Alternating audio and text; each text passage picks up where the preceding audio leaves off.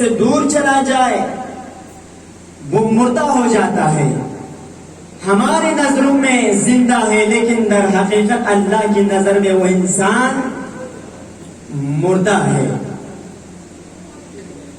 تو ہمیں یہ دیکھنا چاہیے, اب ہمیں یہ معلوم کر لینا چاہیے اب ہم ان سے بچیں کیسے, ہم اندھا ہونے سے کیسے بچیں, ہم اپنے آپ کو گنگا ہونے سے کیسے بچائیں, ہم اپنے آپ کو بہرا ہونے سے کیسے بچائیں, ہم اپنے آپ کو مردہ ہونے سے کیسے بچائیں, یہ ابھی ہمیں معلوم کرنے کی ضرورت ہے. اس کا علاج بھی, اس کا طریقہ بھی قرآن نے ہمیں بتایا. اگر تم میں سے کوئی بھی اعمال صالح انجام دے تو وہ انسان کیا ہے, زندہ ہے, اور ہم ان کے لیے حیات طیبہ عطا کر دیتا ہے, پاک زندگی عطا کر دیتا ہے جو بھی اعمال صالح انجام دے. یعنی جب تک اعمال صالح انجام نہیں دیں گے تب تک کہ انسان اپنے آپ کو زندہ نہیں کہا جا سکتا ہے. تو ہمیں اپنے آپ کو زندہ رکھنے کے لیے, یعنی اپنی روح کو زندہ رکھنے کے لیے, اپنے آپ کو اندھا ہونے سے بچنے کے لیے, اپنے آپ کو بہرا ہونے سے بچنے کے لیے, اپنے آپ کو مردہ ہونے سے, مریض ہونے سے بچنے کے لیے ہمیں اعمال صالح انجام دینا ہوگا. عزیزان گرامی, یہ اللہ تعالیٰ کا شکر ہے کہ ہمیں یہ توفیق دی, ہمارے لیے یہ محبت عطا کیا, یہ حسین کی محبت ہمارے لیے عطا کیا, یہ ہمارے دلوں میں یہ محبت ہے, یہ ہمارے لیے ایک خوش نصیب کی بات ہے, اور یہ ہمارے لیے ایک بڑی نعمت ہے اللہ کی طرف سے. کل عرض ہوا کہ اللہ تعالیٰ نے انسان کا یہ دل جو بنایا ہے, اللہ نے اس کو اپنا حرم قرار دے کر بنایا ہے. اور امام جعفر صادق علیہ السلام نے بھی فرمایا, القلب حرم اللہ فلا تسکن حرم اللہ غیر اللہ. یعنی یہ قلب, یہ دل اللہ کا حرم, اس میں اللہ کے سوا کسی کو جگہ نہ دے. اگر جوانی کے دل میں اگر اللہ کی محبت آ جائے, جوانی کے دل میں اگر قرآن کی محبت آ جائے, جوانی کے دل میں اگر اہل بیت کی محبت آ جائے تو یہ حرم سب سے اعلیٰ حرم بن جاتا ہے, یعنی سب سے بہترین حرم بن جاتا ہے. اللہ اس حرم کو سب سے زیادہ پسند کرتا ہے اگر ایک جوانی کے دل میں اگر محبت اہل بیت, محبت خدا, محبت قرآن آ جائے. اب عزیزان گرامی, محبت کا تقاضا یہ ہے کہ عمل ہو, محبت کا تقاضا یہ ہے کہ اظہار ہو, محبت کا تقاضا یہ ہے کہ ہمیں یہ دکھانا چاہیے کہ آپ کے ساتھ میں محبت کرتا ہوں, یعنی آپ کے لیے میرے دل میں محبت ہے, اس کا اظہار بھی ہونا چاہیے. قرآن نے فرمایا, یعنی قل ان کنتم تحبون اللہ فاتبعونی, یا پیغمبر انہیں کہہ دیجیے آپ, اگر تم لوگ اللہ سے محبت کرتے ہو یا رسول سے محبت کرتے ہو تو میری اتباع کر کے دکھاؤ. یعنی رسول سے اللہ یعنی فرما رہے ہیں کہ رسول آپ کہہ دیجئے لوگوں کو, اگر یہ لوگ مجھ سے محبت کرتا ہے تو آپ کی اتباع کر کے دکھائیں. یعنی محبت اگر کرتے ہیں ہم اللہ سے, محبت اگر رکھتے ہیں ہم اہل بیت سے, قرآن سے, تو ہمیں اتباع کرنا چاہیے, ان کی اطاعت کرنی چاہیے, ان پر عمل کرنا چاہیے. یہ ہے محبت کی نشانی, یہ ہے محبت کی علامت. وَإِلَّا اگر ہم محبت کرنے کا یا محبت رکھنے کا اظہار کریں, وہاں سے اگر ہم محبت کی علامت نہ دکھائیں تو یہ کون سی محبت ہے؟ یہ ایک صرف دعویٰ ہے, حقیقت میں محبت نہیں ہے. اگر حقیقت میں آپ نے قرآن کے ساتھ, اللہ کے ساتھ, اہل بیت کے ساتھ اگر ایمان رکھتے ہو تو ہمیں اتباع کرنا چاہیے, ان کی فرمان اور ان کی سیرت پر عمل بھی کرنا چاہیے, تاکہ معلوم ہو جائے کہ یہ میری محبت اور یہ میری محبین ہے.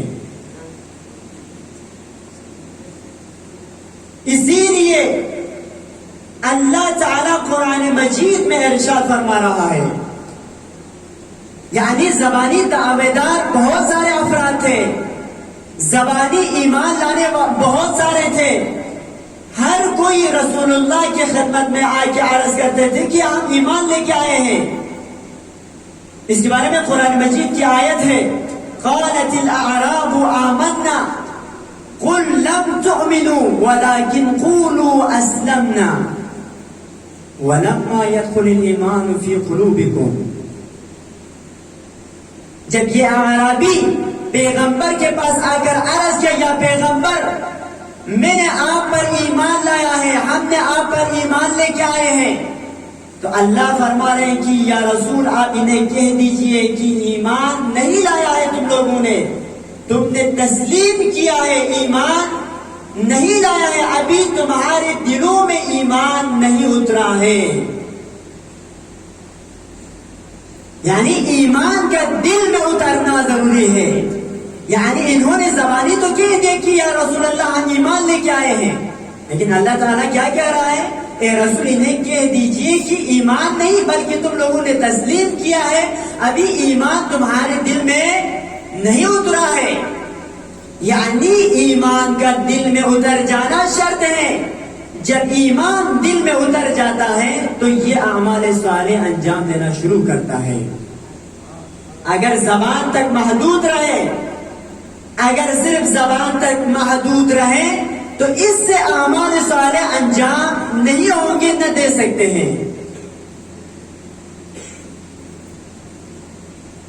یہ شرط ہے کہ ایمان کا تقاضا یہ ہے کہ امام رضا کیا فرماتے ہیں، الایمان معرفت بالقلب، یعنی ایمان یہ ہے کہ دل سے معرفت حاصل ہو اللہ کی، دل سے معرفت حاصل ہو اہل بیت کی، واقرار باللسان اور زبان سے اقرار بھی کرے، والعمل بارکانہ اور اس کے ارکان پر عمل بھی کرے۔ یہ ہے ایمان کی نشانی، یہ ہے اصلی ایمان والے۔ اب ہم ایمان کے دعویٰ کر سکتے ہیں اگر آپ کے اندر یہ صفت ہو کہ آپ دل سے معرفت الہی کو حاصل کریں، معرفت اہل بیت کو حاصل کریں، اور زبان سے اقرار بھی کریں اور عمل بھی کریں۔ لیکن اگر ہم نے صرف زبان پر اقرار کیا، دل سے کوئی معرفت حاصل نہیں ہوئی، نہ ہم نے ان کے ارکان پر عمل کیا، تو یہ ایمان صرف لغلقہ زبانی تک محدود رہتا ہے، اور جس طرح اس عربی کے لیے اللہ تعالی نے کہا وہی ہمارے لیے کہیں گے۔ تو عزیزان اکرامی، ہم شیعہ ہونے کے دعوے دار ہیں، ہم اپنے آپ کو شیعہ کہتے ہیں، ہم اپنے آپ کو یعنی امیر المؤمنین کے حقیقی شیعوں میں سے یعنی ہونے کے لیے دعوے کرتے ہیں، ہم اہل بیت کے شیعوں میں سے ہیں، ہم حسین کی شیعوں میں سے ہیں، ہم اس کے دعوے دار ہیں۔ کیا ہم نے پلٹ کے ان سے پوچھا کہ آیا ہم شیعہ ہیں کہ نہیں؟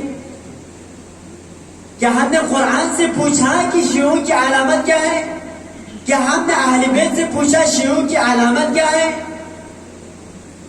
اگر ہم نے ان سے پوچھا اور ان کی جواب اگر ہمارے اندر پائے جائے تو ہم دعویٰ کر سکتے ہیں کہ ہم شیعہ ہیں۔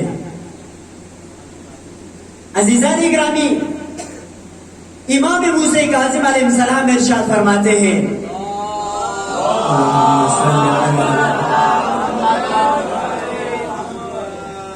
ارشاد فرماتے ہیں انما شیعتنا من شیعنا واتبع بآثارنا واقتدى بأعمالنا، یعنی ہماری شیعہ وہ ہیں جو ہمارے پیروکار ہو، جو ہماری اتباع کرے، ہماری پیروی کرے، ہماری سیرت پر عمل کرے، یہ ہے ہماری شیعہ۔ اگر وہ لوگ ہماری سیرت پر عمل کرتے ہیں تو آپ دعویٰ کر سکتے ہیں کہ ہم شیعہ ہیں۔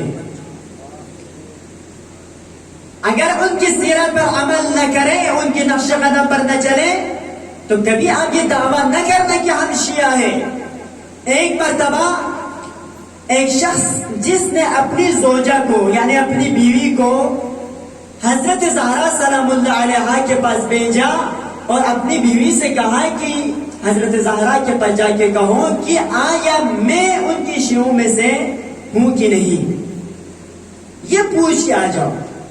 وہ خاتون آتی ہے حضرت زہرا کے پاس، آ کے عرض کرتی ہے یا زہرا، یعنی مجھے میرے شوہر نے بھیجا ہے اور یہ پوچھوانے بھیجا ہے کہ آیا وہ آپ کی شیعوں میں سے ہے کہ نہیں؟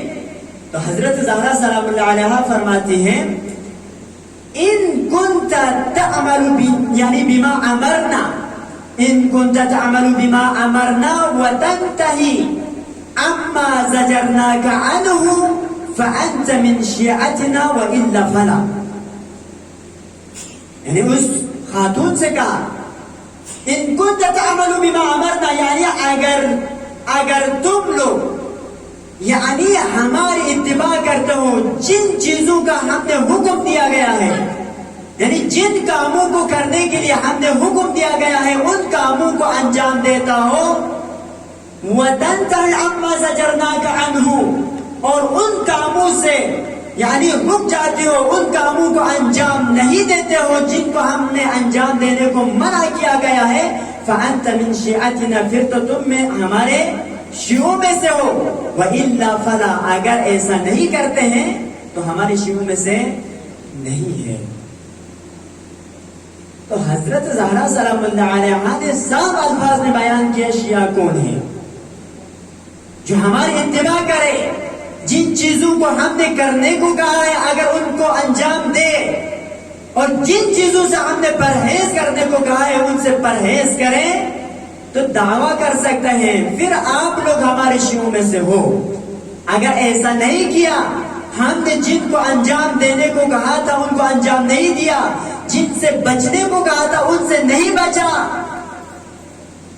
تو تم لوگ ہمارے شیعوں میں سے نہیں ہے۔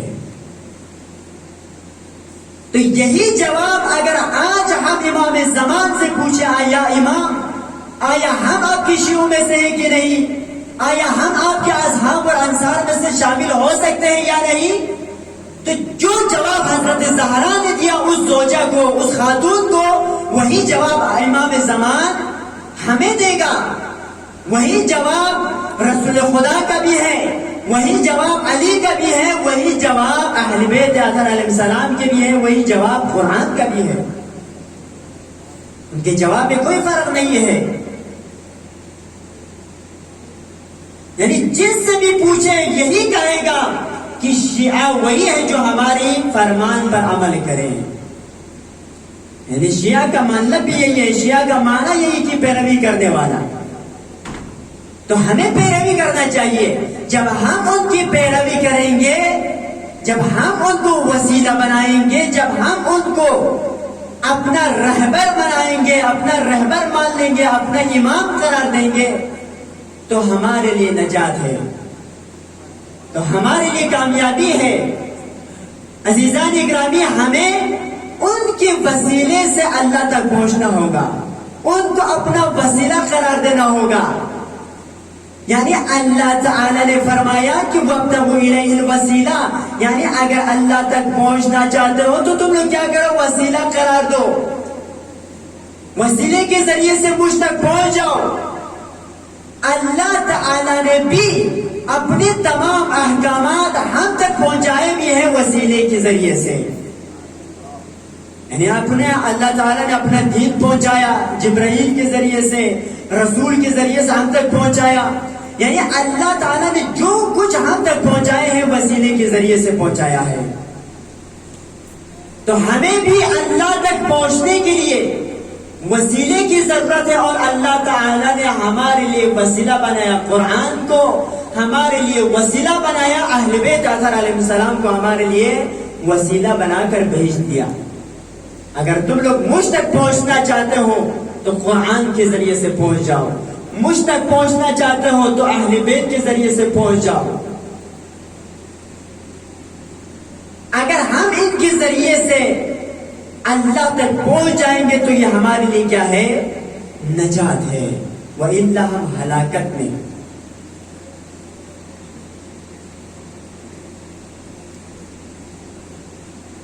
یہ لفظ نجات یعنی یہ ایک ایسا لفظ ہے جو آج سے یعنی ہزارہ سال پہلے اللہ تعالیٰ نے یہ نجات کا لفظ نازل کیا. یعنی یہ آج سے کئی ہزار سال پہلے تھا یہ نجات کا لفظ. آج کوئی یہ نیا لفظ نہیں ہے. یعنی یہ وہ اس وقت فرمایا کہ جب حضرت نوح علیہ السلام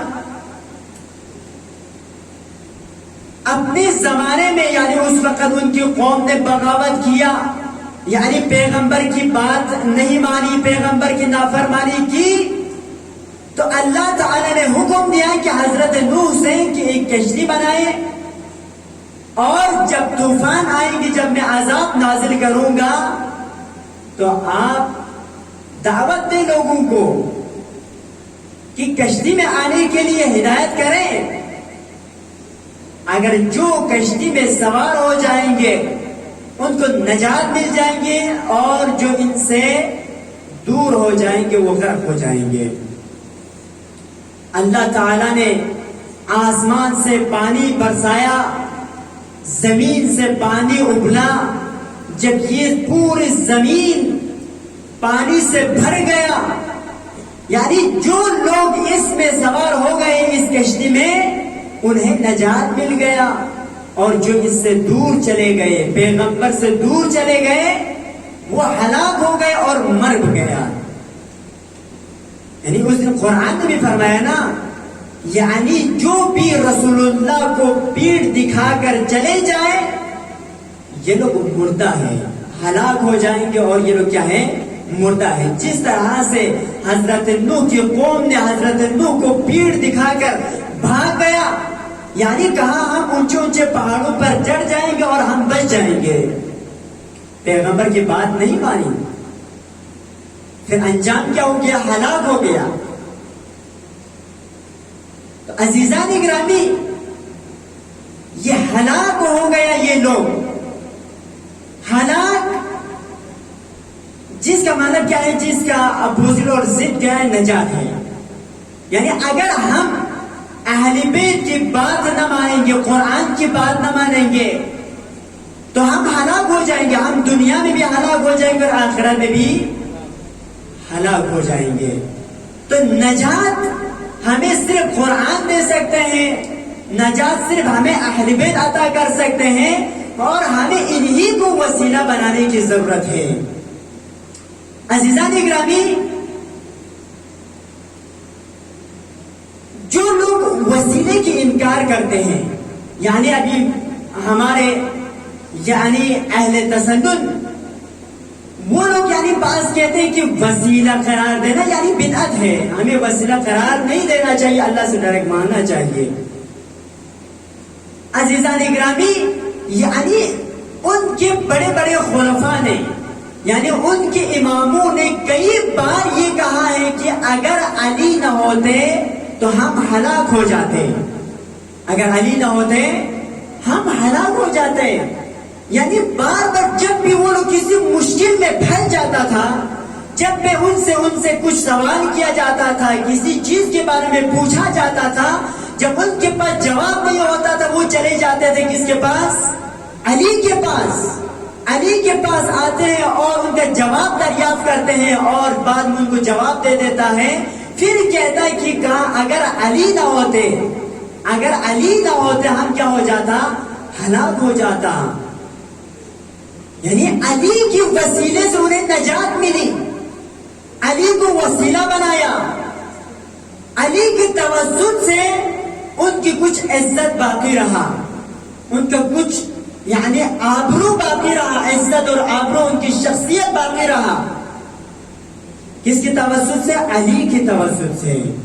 یعنی ان کے بڑے بڑے اماموں نے بھی علی کو وسیلہ بنایا، علی کے توسط سے انہیں نجات ملی. تو ہمیں بھی چاہیے کہ علی کو وسیلہ بنائے، اہل بیت کو وسیلہ بنائے اللہ تک پہنچنے کے لیے. رسول نے فرمایا انما مثل اہل بیت فیکم کمثل سفینۃ نوح، یعنی میرے اہل بیت کی مثال تم لوگوں کے درمیان حضرت نوح کی کشتی کی مانند ہے. یعنی جو لوگ اس میں سوار ہو جائیں گے، اہل اہل بیت کے ساتھ متمسک ہو جائیں گے، قرآن کے ساتھ متمسک ہو جائیں گے تو وہ لوگ نجات پائیں گے۔ اگر جو بھی قرآن سے دور چلا جائے گا، اہل بیت سے دور چلا جائے گا، وہ لوگ ہلاکت میں ہیں اور وہ لوگ غرق ہو جائیں گے۔ تو اگر ہم نجات چاہتے ہیں تو ہمیں قرآن کے پاس جانا ہوگا، اگر ہم نجات چاہتے ہیں تو ہمیں اہل بیت کے پاس جانا ہوگا۔ اسی لیے رسول اکرم اپنی آخری عمر پہ یہ کہہ کر چلے گئے، انی تارک فیکم الثقلین کتاب اللہ وعترتی ما ان تمسکتم بہما لن تضلوا بعدی ابدا۔ یعنی میں تم لوگوں کے درمیان دو چیزیں چھوڑے جا رہا ہوں، جو بھی ان سے متمسک رہے گا، جو بھی ان سے ریلیٹ رہے گا، وہ میری بات کبھی بھی گمراہ نہیں ہو سکتے ہیں، کبھی وہ ہلاکت میں نہیں پڑ سکتے ہیں۔ وہ دونوں کیا چیزیں؟ قرآن، اللہ کی کتاب اور میرے اہل بیت اطہر علیہ السلام۔ یعنی یہ دونوں ہمارے لیے ایک ذریعہ ہے نجات پانے کے لیے، یہ دونوں ہمارے لیے ایک وسیلہ ہے نجات پانے کے لیے۔ اگر ہم ان دونوں کو اگر ہم نے ان دونوں کو چھوڑ دیا، قرآن کو چھوڑ دیا، اہل بیت کو اگر چھوڑ دیا تو ہم ہلاک ہو جائیں گے۔ عزیزان گرامی، تو ہمیں چاہیے کہ ان سے متمسک رہے۔ تو متمسک کا مطلب ان کے فرمان پر عمل کرے، متمسک کا مطلب قرآن کے فرمان پر عمل کرے، یعنی اہل بیت کے نقش قدم کو اپنائے، یہ متمسک ہیں۔ اگر ہم ان کی نقش قدم اور سیرت پر عمل نہ کریں، اگر لغلقہ زبانی یہ دعویٰ کرتے رہے کہ ہم شیعہ ہیں، تو یہ ایک شیطانی فکر اور شیطانی سوچ کے علاوہ کچھ بھی نہیں ہے۔ ہمارے لیے دو امام اس دنیا میں قرار دیا گیا، اللہ تعالیٰ نے دونوں کا ذکر قرآن میں فرمایا کہ تمہاری ہدایت کرنے والے دو طرح کی اس دنیا میں، ایک تمہارا امام ہے جو ہمارے امر کی ہدایت کرتا ہے، وَجَعَلْنَاهُمْ أَئِمَّةً يَهْدُونَ بِأَمْرِنَا، یعنی کچھ امام ہیں جو ہمارے امر کی طرف تم لوگوں کو کیا کرتا ہے؟ ہدایت کرتا ہے، تم لوگوں کو بلاتا ہے۔ اور ایک امام ہے وَجَعَلْنَاهُمْ أَئِمَّةً يَدْعُونَ إِلَى النَّارِ، ایک امام ایسے امام ہے جو تم لوگوں کو آگ کی طرف دعوت دیتا ہے، نار کی طرف دعوت دیتا ہے، یعنی جہنم کی طرف دعوت دیتا ہے۔ یعنی اس دنیا میں ہمارے لیے دو طرح کے امام ہیں، ایک صراط مستقیم کی طرف ہمیں ہدایت کرتا ہے، ایک امام ایسا ہے جو ہمیں صراط مستقیم سے ہٹانے کی کوشش کرتا ہے اور جہنم کی طرف لے جانے کی کوشش کرتا ہے۔ اگر ہم امر الہی پر باقی ہیں تو سمجھ لینا کہ ہم نجات کے راستے پہ ہیں۔ ہم نے اللہ کے بھیجے ہوئے یعنی امام اہل بیت اطہر علیہ السلام ہے، اور اللہ کا بھیجا ہوا ایک امام جو قرآن ہے ہمارا امام، اور اہل بیت اطہر علیہ السلام ہے۔ اگر ہم صراط مستقیم پر ہیں تو ہم نے قرآن کو اپنا امام بنایا ہے، اہل بیت اطہر علیہ السلام کو اپنا امام قرار دیا گیا ہے۔ لیکن اگر ہم صراط مستقیم سے ہٹ چکا ہے، ہم اعمال صالح انجام نہیں دے رہا ہے، تو ہم نے اپنا امام کس کو بنایا ہے؟ شیطان، اور شیطان کے یعنی چیلوں کو اپنا امام قرار دیا گیا ہے۔ تو اگر آج ہم اعمال صالح سے دور ہیں تو ہمارے اوپر سب سے زیادہ کس امام کا اثر ہو رہا ہے؟ جو ہمیں کفر کی طرف لے جا رہا ہے، جو ہمیں جہنم کی طرف لے جا رہا ہے۔ عزیزان گرامی، ہمیں ضرورت ہے اپنے آپ کو شیعہ بنانے کے لیے اور شیعہ کے دعویٰ کرنے کے لیے اعمال صالح انجام دیں۔ جب تک ہم اعمال صالح انجام نہیں دیں گے، جب تک ہم نیک کام نہیں کریں گے، جب تک ہم اللہ کے واجبات کو انجام نہیں لائیں گے، محرمات سے پرہیز نہیں کریں گے، تب تک یہ فکر اور یہ گمان نہ کرنا کہ ہمیں نجات مل جائیں گے۔ امام باقر علیہ السلام فرماتے ہیں، تم لوگوں کے خالی یہ کہنے سے کہ ہم علی کی چاہنے والے ہیں، ہم اہل بیت کے چاہنے والے ہیں، اس بنا پر ہمیں نجات مل جائیں گے، قیامت میں ہمیں جنت عطا ہو جائیں گے، اس غلط فکر میں نہ رہنا۔ امام کی دعویٰ کرنے سے، اہل بیت کی دعویٰ کرنے سے تمہیں نجات ملنے والے نہیں ہیں جب تک ان کی سیرت پر عمل نہ کرے۔ ہم کچھ بھی تمہارے لیے سفارش نہیں کر سکتے، یہ امام محمد باقر علیہ السلام فرماتے ہیں، جب تک ہماری سیرت پر عمل نہ کریں، تمہارے خالی یہی کہنے سے ہم تمہیں نجات نہیں دے سکتے جب تک تم لوگ ہماری سیرت پر عمل نہ کریں۔ تو آج بھی یہ حسین کے غم، یہ حسین کی عزاداری ہمارے لیے ایک وسیلہ ہے نجات ملنے کے لیے۔ نجات تبھی مل جائیں گے جب ہم ان غموں کے ساتھ ساتھ سیرت حسین پر عمل بھی کریں، مقصد حسین پر عمل بھی کریں، کربلا کے مقصد پر عمل کریں۔ اگر ہم اس غم کے ساتھ اور اس فریاد کے ساتھ اگر ہم سیرت حسین پر عمل بھی کرتے ہیں تو یقیناً ہم یہ امید رکھ سکتا ہے کہ ہمیں روز قیامت کے دن امام حسین شفاعت دیں گے۔ عزیزان گرامی، وقت بھی بہت ہو چکا ہے، تو میں آج باب الحوائج ابو الفضل عباس توسل میں لینا ہے۔ بہت سارے مومن مومنات نے اجتماع سے دعا کیے ہیں، اور بہت سارے مومن مومنات جو مریضہ ہے اس ادارے کے اندر، جو بھی مومن مومنہ مریض